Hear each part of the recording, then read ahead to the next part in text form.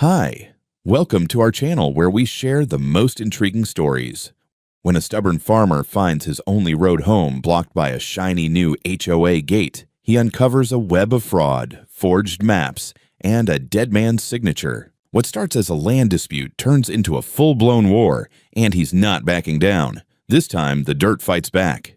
It was just past 7 on a Tuesday morning when I turned off the highway and headed down the dirt road that cut through the pines like a scar. My tires kicked up dust in familiar rhythm as the dawn light filtered through the trees. I'd made the drive 1,000 times. This road wasn't just a shortcut. It was the artery that fed my land, my business, my life. I had just wrapped a delivery run to a restaurant in Reading, a truckload of fresh eggs, tomatoes, microgreens, and honeycomb. Still had the faint citrusy scent of herbs clinging to my jacket, and the radio was playing some classic Waylon Jennings as I rounded the last bend, expecting to see the open field and the start of my property ahead. Instead, I saw a goddamn gate. An automatic barrier gleaming and smug like a freshly waxed SUV at a car show blocked the path. My path. A shiny metal arm stretched across the road, flanked by 2 concrete posts freshly sunk into the ground. Next to it was a sign bolted to a steel plate. Private road, Pine Shadows HOA access only, card required. At first, I thought I had taken a wrong turn, but that was impossible. My land sat at the end of this road. Always had. I threw the truck in park, got out, and stood there for a minute, staring at the gate like it had personally insulted me. I walked up to it. There was a keypad, a camera, and a reader for some sort of proximity card. No buttons to call anyone, just a silent message. You don't belong here. Then came the cherry on top. A man stepped out of a small booth to the side, late 50s crew cut, wearing a polyester security uniform 2 sizes too tight, complete with aviators and a clipboard. You lost? He asked, looking at me like I'd pissed on his lawn. No, I said flatly. This is my road. That gate shouldn't be here. He squinted, clearly unimpressed. If you don't have an access card, I can't let you through. HOA policy. You'll have to contact the board. I am the board, I said, because this road is mine. Been mine since I bought the property back in '08. This isn't part of your subdivision. He snorted. According to our new map, this section's within HOA security perimeter now. New map? I asked, my voice starting to rise. Buddy, you can redraw the goddamn earth on a napkin. Doesn't mean it changes property law. He shrugged. Talk to the HOA. I'm just doing my job. I stared at him for a long second, then got back in my truck, drove in reverse until I could turn around, and took the long route home, a 20-minute detour through the Southern Fire Road. My hands were shaking. Not from fear, from rage. When I got to my property, 20 acres of hard-earned, beautiful Northern California soil, I parked, walked inside, poured myself a cup of coffee, and pulled the file from my office drawer. The easement deed, a private right-of-way recorded in 1997 affirming that the dirt road was my legal property, with limited neighbor access, yes, but my ownership, clear as day. I scanned and emailed it to my lawyer, Marcus Del Rain, with the subject line, "Someone's screwing around." 3 hours later, I returned to the gate. This time, I brought a printed copy of the deed, laminated, just for the symbolism. Same security guy, same stupid glasses. I handed him the document. You can show this to Karen Drew, I said. President of Pine Shadows, right? Let her know she's about to have a very bad week. As if summoned by the devil herself, a white Mercedes GLC pulled up on the other side of the gate. Out stepped Karen Drew. Mid-40s blonde bob, business casual pantsuit, and a smugness that radiated like heat off asphalt. She smiled at me like I was a lost dog. "Mr. Hayden," she chirped. "Oh, good. I was hoping we'd run into each other. I didn't run into you. You blocked my property with a gate." She tilted her head. "Well, that depends on your definition of property. After a routine HOA infrastructure audit, we determined this road was mistakenly excluded from Pine Shadow's original access map. We've simply corrected that oversight. You're within our boundaries now." "No, I'm not." She clicked her tablet, pulled up a digital map. "We've submitted the revised outline to the county planning office.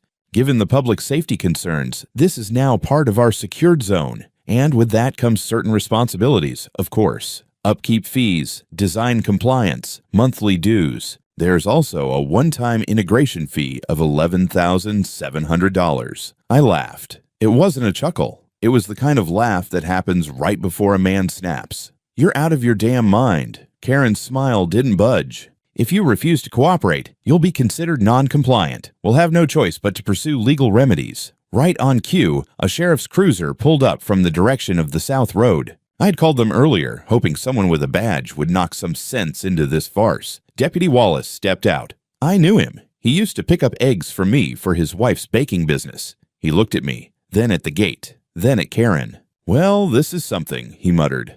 "What's going on here?" I gave him the rundown, showed the deed. Karen tried to interrupt. Wallace raised a hand. "Okay," he said. "So, it looks like you both got paperwork. But here's the thing. I can't decide who's right. That's not a law enforcement matter. It's civil. You'll have to take this to court." "Are you serious?" I asked, voice low. He sighed. "Wish I wasn't. But unless someone's breaking in or trespassing, we don't take sides." Karen gave me a tight smile like she'd just won. As the cruiser pulled away, I stood at the gate, watching her drive off behind it. The sun was higher now. The dust shimmered behind her tires, and all I could think about was this. They'd built a wall on my land, and they thought I'd just walk away. 2 days. That's how long I tried to play nice. I took the long detour, burned through extra fuel, watched my fresh produce sit in the back of my truck longer than it should have, all because some suburban dictator had decided my land was a chess piece she could move at will. I told myself I'd give the sheriff's civil dispute route a chance. Maybe the county would fix it fast. But patience is a luxury, and mine ran out by Thursday night. The stars were just fading when I loaded the truck again. Another delivery day. Another long detour. My shoulders ached from tossing hay bales the night before. My boots were still wet from hosing down the stables. That little voice in the back of my head whispered that I shouldn't even be doing this run because I wasn't sure I'd make it back through without losing half the morning. So I decided to test the gate again. One more time. Before I rerouted the entire business around a problem I didn't create. When I pulled up, the same security guard stood beside his booth, sipping coffee from a stainless steel mug like he owned the place. He didn't move when I rolled down my window, just stared with that rules are rules stare that people use to avoid thinking for themselves. "I'm coming through," I said. "No card, no access," he replied. I stepped out of the truck, hands open, calm as a monk. "Let me be perfectly clear," I said. "This road belongs to me. I've shown the deed. You are trespassing on my property. This is your last warning." He blinked, slowly, then raised his radio to his mouth as if I'd just robbed a Costco. A black SUV pulled up behind the gate, same Mercedes as before, but tonight she brought backup. Out stepped Karen, flanked by 2 larger security officers who looked like they'd been hired strictly for their neck circumference. "Well," she said, smiling like she was welcoming me to a bake sale, "Mr. Hayden is back." "Remove the gate," I said, my voice flat enough to cut glass. She cocked her head. "You're making this much harder than it needs to be. Compliance would save you so much time and trouble." One of her guards stepped forward and jabbed a finger toward my truck. "Show your ID," he barked. "I don't have to show you anything," I replied. "This is my road, my property, and you're blocking lawful access." "Then turn around," he said, puffing up like a rooster, "or I'll physically remove you." That was a mistake. I didn't even think. My body just did what 12 years of Army Rangers built into my bones. The guy shoved me, and before he could blink, I had his arm twisted behind his back and his face pressed against the hood of my truck. He let out a shout that sounded more offended than hurt. The second guard froze, electrical stun gun halfway drawn. Then he remembered he was on camera. My camera. Because, unlike them, I planned ahead. A red light blinked from the tree line where I had a wireless surveillance unit pointed straight at the road. "Whoa," I said sharply, not loosening my grip. "Put that thing away unless you're fully prepared to explain to a court why you tased the landowner on his own property." Karen's face lost that smug shine, panic flickering behind her eyes. She stepped back like I'd grown horns. "You're attacking my employee," she shrieked. "I'm restraining a man who assaulted me," I corrected. I pulled out my phone with my free hand and dialed the sheriff's office. The deputies arrived faster this time. 2 patrol trucks, lights strobing against the dusty dawn. The moment they stepped out, the second security guard scrambled to holster his stun gun like he'd never touched it. I explained everything calmly. The shove, the stun gun, the deed, the boundary markers, the video. One deputy asked if my cameras recorded audio too. They did. He nodded once and turned to the guards. "Put your hands behind your backs," he said. "What?" The guard under my grip squeaked. "Do it," the deputy repeated. The cuffs snapped shut, one click, then another. Karen sputtered. This is outrageous. They were defending community property. The deputy looked at her like she'd claimed to own the Pacific Ocean. "Ma'am, according to the deed Mr. Hayden just showed us, you're on his land. You'll want to stop talking." She didn't listen. She never did. But the deputies didn't care. They loaded the two guards into the back of separate cruisers and radioed for transport. One of them asked if I wanted paramedics, since the first guard kept whining about his shoulder. I declined. The man's pride was hurt more than anything else. Karen pointed her polished finger right at my chest. "You are escalating this," she hissed, low enough that only I could hear, "and I will make you regret it." "Lady," I said, stepping closer so she could smell the sweat and hay on my shirt, "you already made me regret it." The gate stayed closed. The road stayed blocked. The deputy gave me the same line as last time. Civil dispute, courts, lawyers, paperwork. He encouraged me to keep filming everything. As they drove away, Karen shouted after me, "Everyone knows what you did. You're dangerous." I stood there watching the rising sun burn through the morning mist. My delivery schedule was shot to hell. My patience was dead and buried. But my resolve, that was just waking up. I called Marcus, my lawyer. "Time to go on offense," I said. He didn't ask why. He just said, "Come to my office. Bring everything you've recorded." The security guy from the booth stared as the police cars disappeared. Without his muscle backup, he suddenly seemed very small. I didn't look at him again. I climbed back into my truck, jaw clenched tight enough to crack a molar, and took the long road home.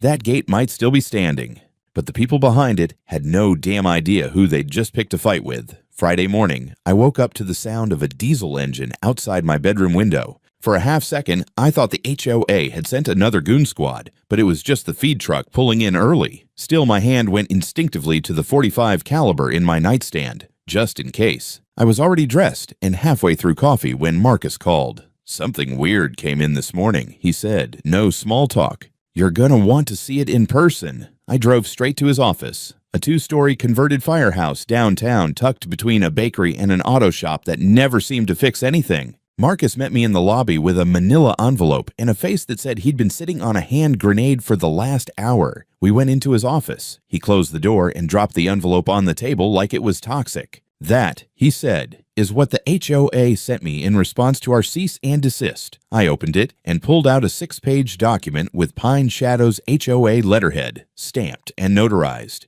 The headline hit me like a brick. "Termination of historical easement access. County compliance approved." It claimed that the easement, the one my entire business relied on, had been annulled under a revised zoning measure adopted last year. Attached was a map that now labeled the road Pine Shadow South Corridor. The document was signed electronically by one Gregory Stanfield, registered civil engineer and acting zoning consultant. Marcus tapped the signature line. Gregory Stanfield. Recognize the name? I didn't, but the title checked out, until Marcus dropped the next line like a lit match. "He's dead, Miles." I blinked.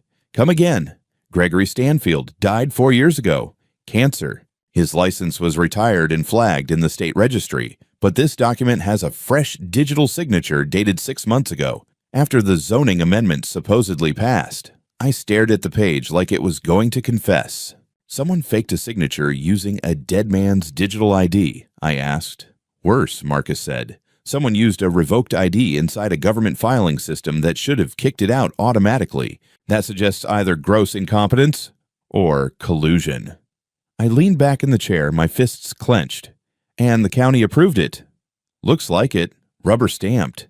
Probably some intern just clicking approve on backlog requests without reading them." I didn't know whether to laugh or start throwing furniture. Marcus pulled up a database on his screen. "We're filing a request today for a verification audit. If that doc is fraudulent, and I'm betting my license it is, then we're looking at a Class C felony, minimum 5 years, and not just for whoever submitted it, anyone who used it knowingly. Also liable. And Karen's name is all over it," I said quietly. "Bingo." We filed the request. Marcus submitted a formal challenge to the zoning office. I called the county clerk myself and demanded a certified copy of the original 1997 easement deed. Took an hour to get routed through 5 people. but I finally got a hold of an old-timer named Beverly who actually knew what she was doing. "Oh, honey," she said when I explained the issue, "that easement's solid as the Constitution. Private ownership, recorded July 3rd, 1997. Says here, non-transferable, non-revocable without judicial order or majority agreement by all parties to the easement. That'd be you. And me alone. Yup. You got neighbors who can use it, but they can't revoke it, and sure as hell can't seize it. Can you send me a certified scan?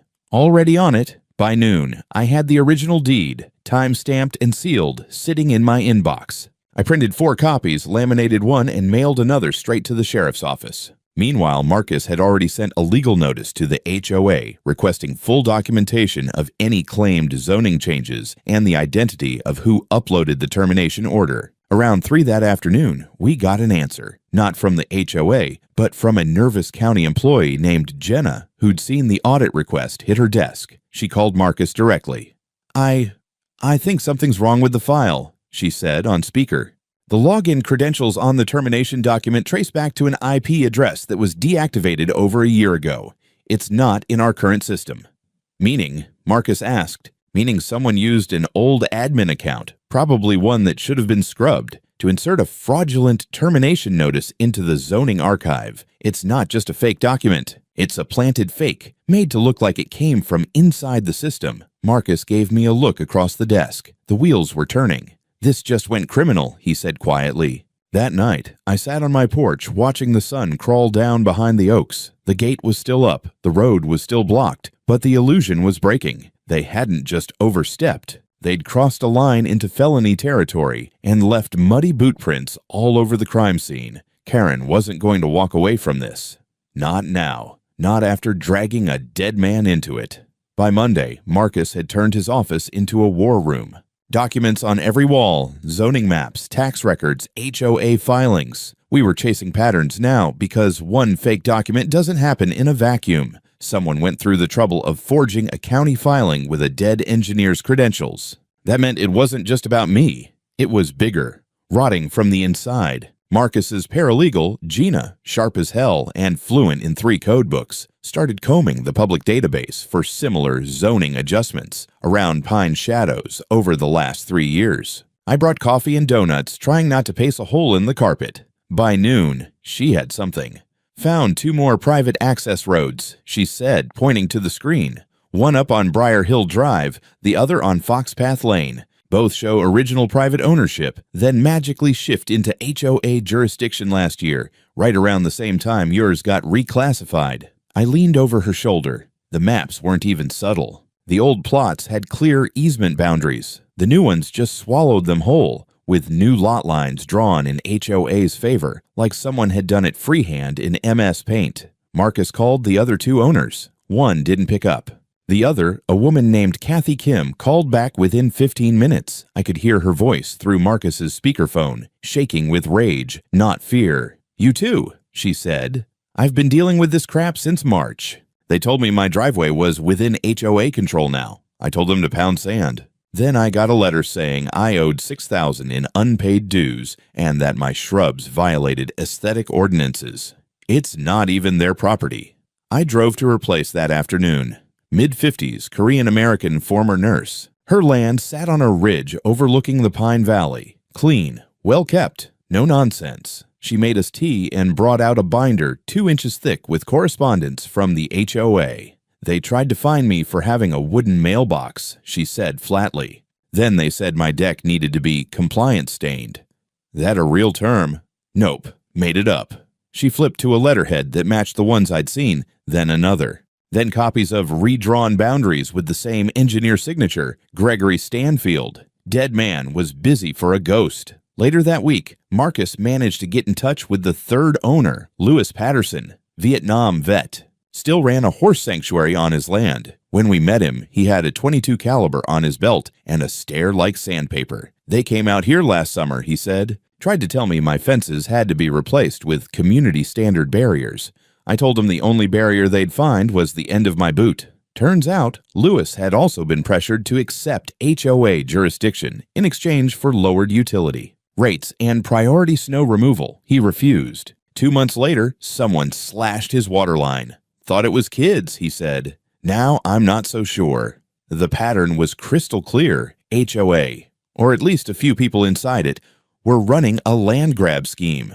Not through bulldozers, but through maps, forged documents, fake fees, and bureaucratic inertia. They targeted unaligned landowners, applied pressure, then folded their property into HOA boundaries using doctored filings and ghost credentials. All of it looked official, unless you knew what to look for. Back in Marcus's office, we laid it all out on a whiteboard, the names connected like a conspiracy web. At the center, Karen Drew, president of the Pine Shadows HOA. Below her, 2 other board members, Chris Miller, a real estate agent, and Wendy Alvarez, who worked in community engagement, whatever the hell that meant. Both had signed several of the boundary adjustment letters. All 3 had ties to the same digital notary firm that processed the Stanfield documents. And then came the kicker. Gina dug up property tax filings for Karen. Last year, her house had been refinanced. The lender listed her expanded parcel size as justification for a higher valuation. Translation, she used the fake boundary lines to get a better rate and increase her home equity. That wasn't just unethical, that was mortgage fraud. We filed a formal complaint with the county assessor's office. Marcus also sent a packet of everything, maps, fake docs, witness affidavits, to the local DA. He didn't expect a fast turnaround, but if someone there had any spine left, they'd see this wasn't just civil nonsense. It was criminal enterprise. To cover our asses, we made backups of every file and couriered copies to 2 different law firms as fail-safes. Then we held a quiet meeting at my place with Kathy and Lewis. We sat out by the fire pit, drank lukewarm coffee, and reviewed the game plan. We sue them jointly, Marcus explained. You're not alone anymore. We file for damages, demand removal of fraudulent documents, and request injunctive relief against the HOA and every named officer. Lewis grunted. You really think they'll back down?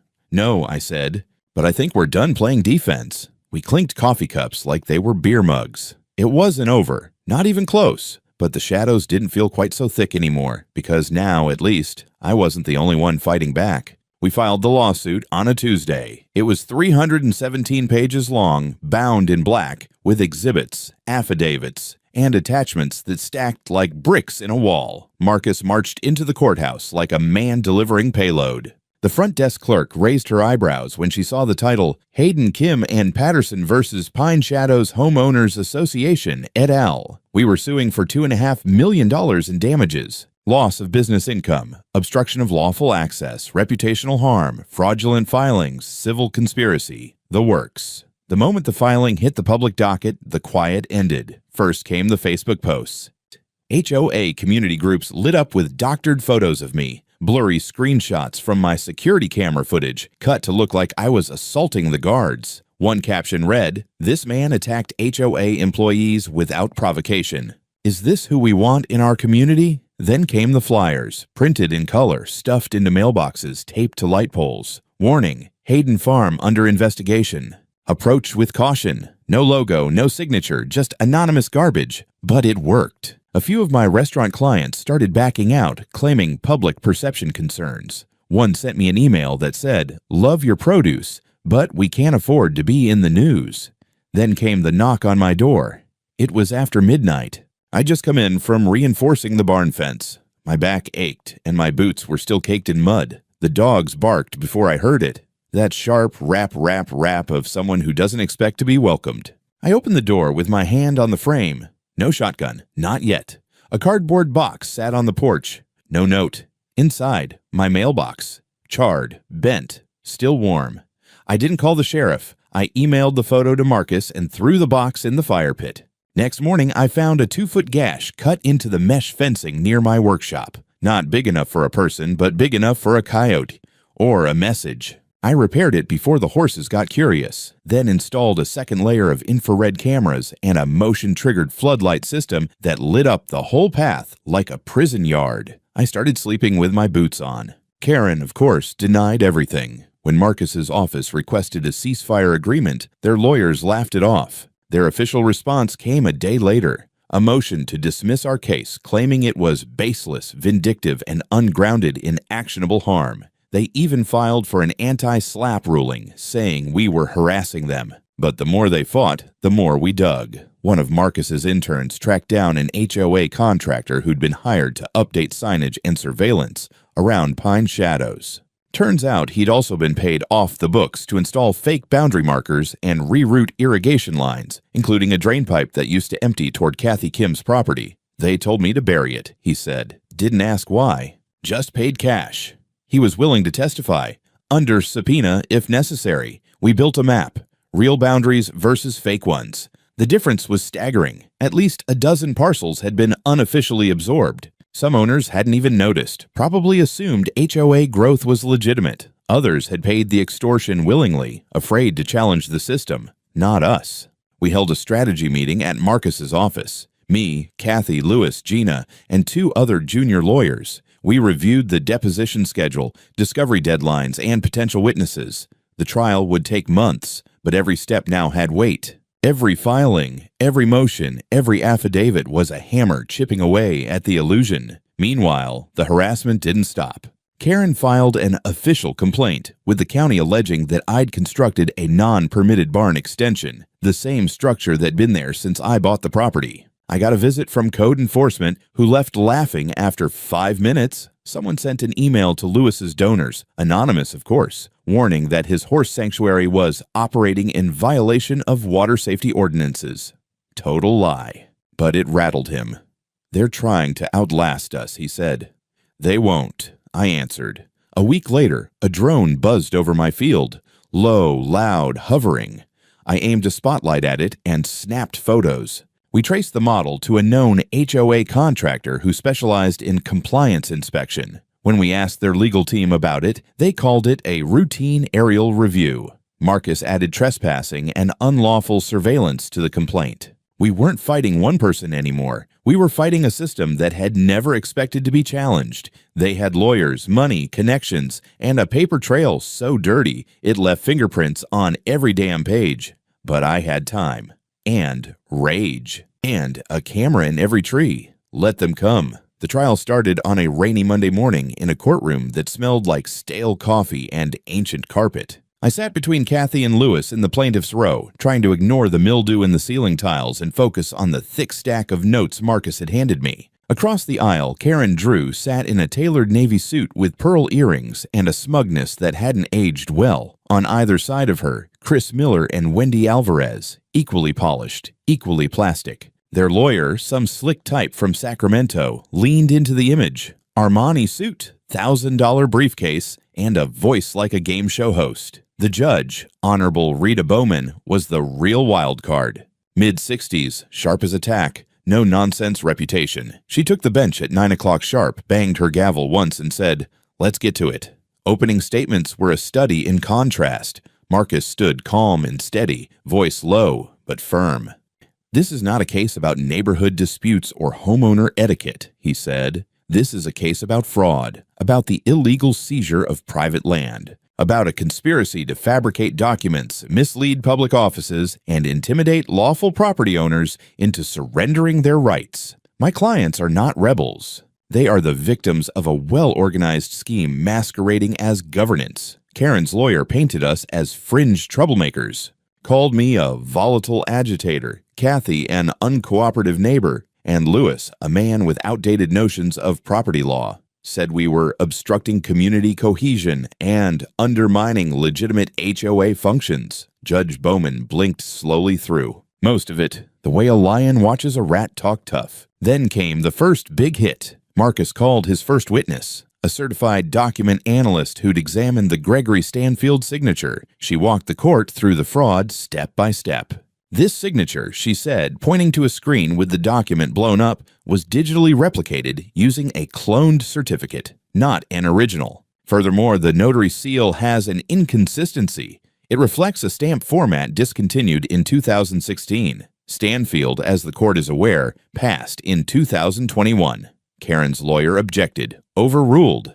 The judge stared at the document for a long beat, then wrote something in her notebook. Next came Jenna, the zoning office employee who'd discovered the deactivated IP address. Nervous but solid, she testified under oath that the HOA's termination order had been inserted using credentials from an inactive admin account, one that hadn't existed on the official registry in over a year. Marcus handed the judge a copy of the server logs, highlighted in red. "Your Honor, this wasn't a clerical mistake. This was a breach. Someone with technical knowledge exploited an abandoned access point in a public system to fabricate legal authority. That is premeditated." You could hear the room shift. Even Karen shifted in her chair. But the real bomb dropped later that afternoon. Marcus introduced Exhibit 34, internal HOA communications obtained through discovery, emails between Karen, Chris, and Wendy. One in particular stopped the whole room cold. "Karen, once we consolidate those two ridgelines, we'll have full east to west control. Lewis won't play ball, but if we squeeze utilities, he'll break.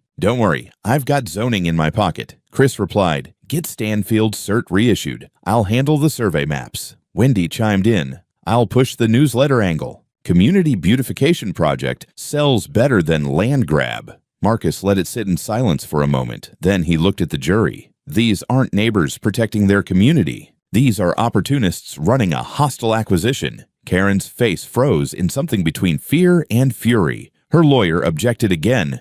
Inflammatory language. But Judge Bowman allowed the statement to stand. And then came the audit. Marcus called the HOA treasurer to the stand. Guy looked like he hadn't slept in a week. Under oath, he confirmed that nearly $78,000 in discretionary funds had been spent by Karen's office without board approval. "Can you detail those expenses?" Marcus asked. Travel reimbursements, luxury accommodations, a Tesla lease, some cosmetic services, out-of-state conference fees." "Out of state?" Marcus leaned in. "To Texas." "Yes." "Was there a conference?" "Not that I could find." Judge Bowman raised an eyebrow. "Ms. Drew, do you have any comment on this?" Karen stood up. "These were strategic expenses, meant to network and expand HOA influence." "In Texas?" the judge asked. Karen paused. "Yes." Someone in the gallery laughed. The judge didn't. "We broke for the day with a storm outside and one inside that courtroom.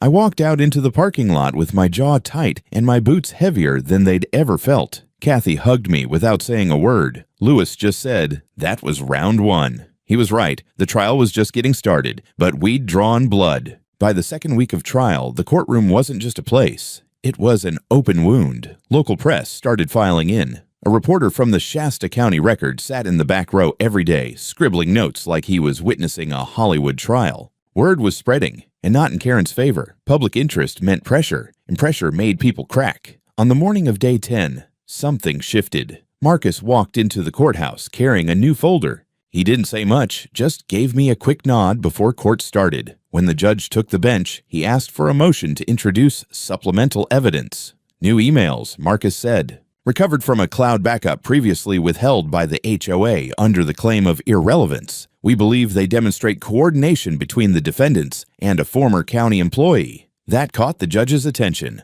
The emails displayed for the court revealed direct correspondence between Karen and a junior zoning tech named Bradley Niles. In them, Karen offered compensation in exchange for expedited integration of omitted parcels. Code speak so thinly veiled, it may as well have been blinking neon. One message read, "Appreciate you pushing this through. I know the system isn't always flexible, but with a little help, we can guide this community the right way. Let me know what wine you like. I'll have a bottle sent." Another attached a spreadsheet labeled Parcel Absorption Phases. The final nail? A cell phone video, grainy from a hallway camera in the zoning office. It showed Bradley unlocking an internal workstation after hours, plugging in a USB drive, and leaving 10 minutes later. He'd already skipped town, but the county issued a bench warrant that morning. Karen's lawyer turned pale. Chris Miller kept his eyes on the floor. Wendy Alvarez started crying silently into a tissue. The defense scrambled to stall, but the judge refused continuance. She ordered immediate sequestration of HOA records and instructed a forensic accountant to audit all project spending over the past 4 years. Then Marcus played his final card. "We'd like to recall Mr. Hayden to the stand," he said. I walked up, swore in again, and sat under the glow of courtroom lights. Marcus kept it short. "Miles, has your business suffered as a result of the defendant's actions?" "Yes." "Have you experienced harassment?" "Yes." "Have you been denied legal access to your property?" "Yes." He handed me the laminated 1997 deed. "Is this your original easement agreement?" I held it up. "Yes, sir." "Has any court ever revoked it?" "No." "Is this road currently under any jurisdiction other than your own?" "Not legally." "And did the defendants, without cause or right, obstruct your access, defame your character, and attempt to force you into an association you did not agree to join?" I looked across the room, straight at Karen. "They didn't just try, they built a whole machine for it." Marcus nodded. "No further questions." When Karen took the stand, her tone had shifted. The confidence was gone. She still wore the pearls, still carried that managerial smile, but it didn't reach her eyes. She tried to frame her actions as community protection, as necessary evolution for growth, but the evidence choked those words in her throat. The prosecutor, who had now joined proceedings after the fraud evidence was referred for criminal prosecution, asked one question that sealed it. "Did you, or did you not, instruct your colleagues to falsify the parcel lines on HOA maps without homeowner consent?" She paused. "Too long. On legal advice, I invoke my Fifth Amendment right." Silence. Then Chris invoked his. Then Wendy. Judge Bowman's voice rang like a bell. "Let the record reflect the invocation of constitutional privilege by all three defendants. Outside the courthouse, the sheriff's office made it official. Warrants were issued for conspiracy to commit fraud, forgery of public records, misappropriation of HOA funds, and attempted property seizure through coercive civil action. Karen Drew was arrested on the courthouse steps. She tried to speak to the cameras, something about misunderstood intentions, but the handcuffs clinked too loudly. Chris Miller and Wendy Alvarez were cuffed in the hallway outside the bathroom. The jury deliberated for less than a day. Verdict: unanimous. Liable on all counts. Damages awarded in full. We didn't cheer. We didn't cry. We just stood as the gavel came down, knowing that the storm had finally broken. As we left the courtroom, reporters swarmed. Someone shoved a mic in my face, asked if I had anything to say. I looked at the camera, then at the reporters, then simply said, "Don't screw with people who build their lives from the dirt up. We don't scare easy." 2 weeks after the verdict, I stood in front of the gate with a set of bolt cutters in one hand and a beer in the other. My friends were behind me, Kathy, Lewis, Marcus, Gina, and about 20 others who'd shown up for the occasion. Someone brought ribs. Someone else brought a drone to film it. I didn't ask questions. I just smiled and nodded. The metal gate still bore the plaque. HOA access only, Pine Shadows residents beyond this point. Not anymore. I raised the bolt cutters and clamped them around the first chain. It took 2 seconds and a satisfying clank before it dropped like a dead snake. People cheered. I didn't. Not yet. We unbolted the keypad box next, took turns unscrewing it like a ceremony. Then we dug up the steel anchors, dragged the whole thing into the bed of my pickup, and drove it straight to the scrapyard. The guy behind the counter didn't even blink. "That HOA thing?" he asked. "Yeah." "Right on. That's $23. It wasn't about the money. It was about the noise it made when it hit the scale, a final thud of justice. The next day, I had a new sign mounted at the entrance to the easement. Brushed aluminum, 6 feet tall, bolted into reinforced concrete. It read, "Private Access Road Owner M. Hayden Ho trespassers will be arrested" below it, in slightly smaller font. Another plate. That's what a real mistake looks like. It went viral. The drone footage, the gate coming down, the sign reveal. All of it ended up on social media within 48 hours. Some ex-military guy on YouTube narrated the whole story with a gravelly voice and dramatic background music. Local news picked it up, then state news. Then a national property rights group reposted it with the caption, "This man just made HOA history." Orders from clients came flooding back, even some new ones from out of county. One high-end restaurant in Napa sent me a message. "Saw the video. Love your attitude. We want your tomatoes." I almost framed it. Marcus told me Karen was fighting her sentence, trying to cut a deal by blaming everything on Chris and Wendy. Didn't matter. The DA had her cold. Her assets were frozen. Her house had "for sale by court order" signs staked out front. Pine Shadows HOA was officially disbanded. The association's remaining funds were seized by court order to help pay restitution. The office building they'd operated from now sat dark, windows covered in brown paper. Kathy redid her deck without asking anyone. Lewis rebuilt his fence. taller, redder, and, in his words, about 2 feet more unneighborly. Me? I got back to work. The land didn't care about lawsuits. The horses didn't know anything about Karen Drew. The soil still needed turning. That was the one constant through everything, the rhythm of the farm. I found peace in it again. Purpose. One afternoon, a young couple in a Jeep stopped by the gate. Tourists, maybe. They stared at the new sign for a while, then asked if the road was really mine. Every inch, I said. They asked if the story was true. Every word. They asked if I was the guy who took on the HOA. I paused, then said, no. I'm just the guy who didn't fold. They smiled, drove off. I stood by the sign a while longer. The wind kicked up dust. The gate was gone. The road was mine again. Always had been. And now the world knew it.